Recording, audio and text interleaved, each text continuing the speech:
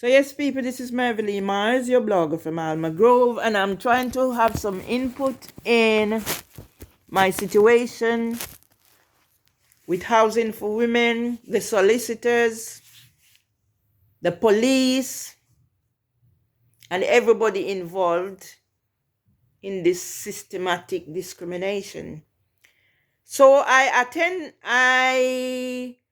was served with summons to attend court on the 1st. I wasn't aware of it. There was a case that was tried behind my back.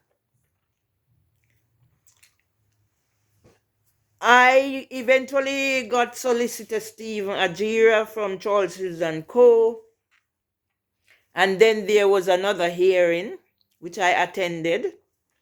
I thought he would be there. He told me about solicitors, the solicitor Angela Aji, barrister Angela Delboro. All she talked about, I must be whiter than white. And after we went into the court, it was District Judge Richard Hayes said it was proportionate time for them to serve me the papers on a Sunday afternoon, and I was supposed to be in court 2 days after. So he said it's 24 hours was enough time. I don't know the legalities of that, but with my situation and crisis, I doubt very much that would be lawful under the Equality Act, protected characteristics. That's why I said the injunction is unlawful, because I was not there to defend myself on the 1st of August. Then when I went back to court and the outcome that was there, I remember Barrister Delbor saying the witness statement could not be brought into argument. I didn't know at the time who it was from. I learned later from a 12-page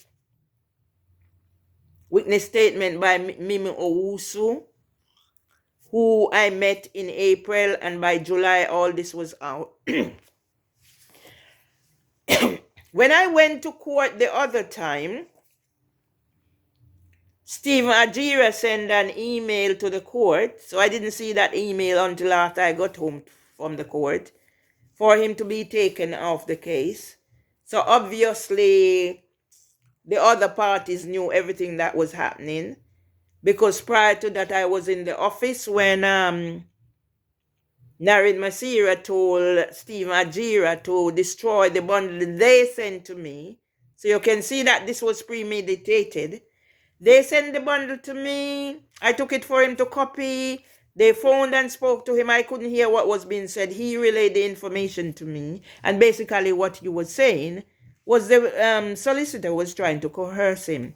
So it was a shock for me that he came off the case after I took the medical reports that I use for the employment tribunal. That would be from the dentist, the GP, and from Maudsley.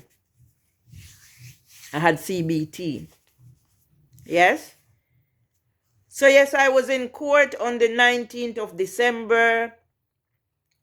I was supported by the duty solicitors. So we actually went into court late. It was at this Deputy District Judge Bastin.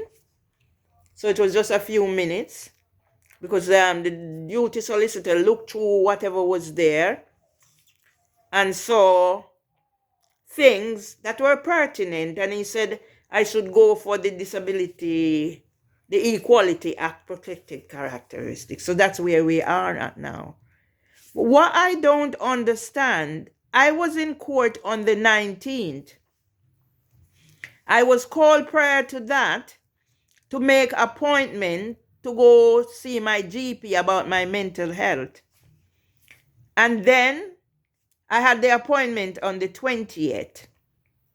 And they had a hearing on the 20th with a judge, District Judge Nadu, and then said and do what they do. So I've only been before District Judge Hayes, and I've been before represented Deputy District Judge Bastin when I was represented by the duty solicitor.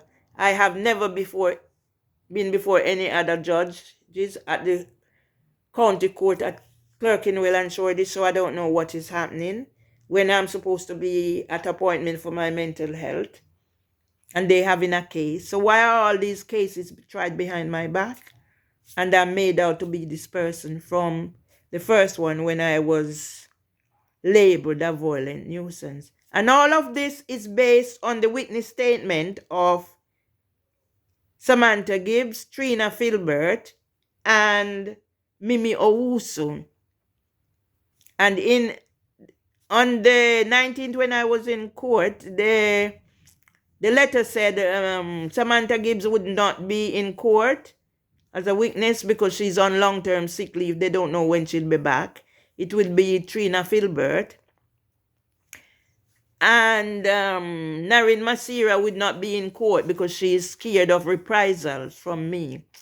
Considering the 12 pages that Mimi Owusu wrote about me, and she don't go to Peckham and Brixton anymore, and she's scared of me coming to her house to do what? I don't know.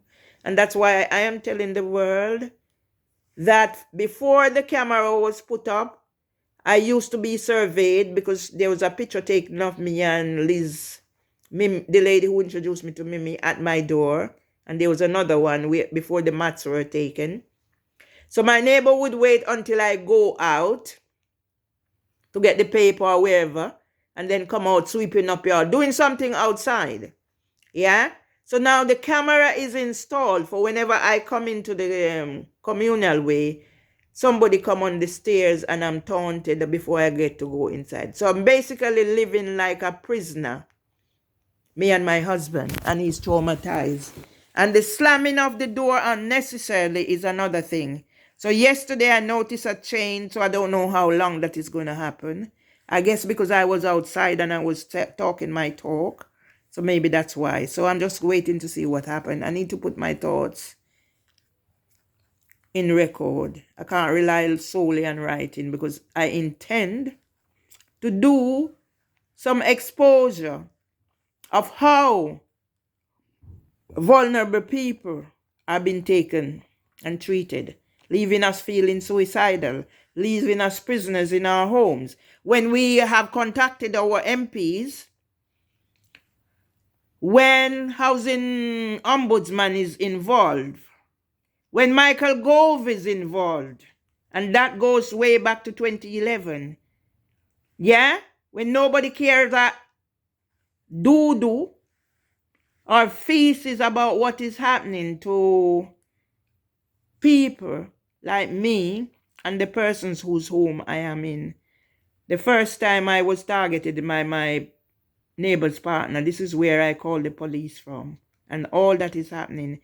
Look on my shirt, people, because Sir Mark Rowley, Nigel Pearce, Seb Adiji Adu will have to take responsibility for the thugs, the racists, the terrorists in the Metropolitan Police who come to my house. They are on record and saying I'm doing like I'm making allegations because I'm going to be evicted. Bring the eviction on. My husband will be 101 on International Women's Day. 9 minutes and 4 seconds.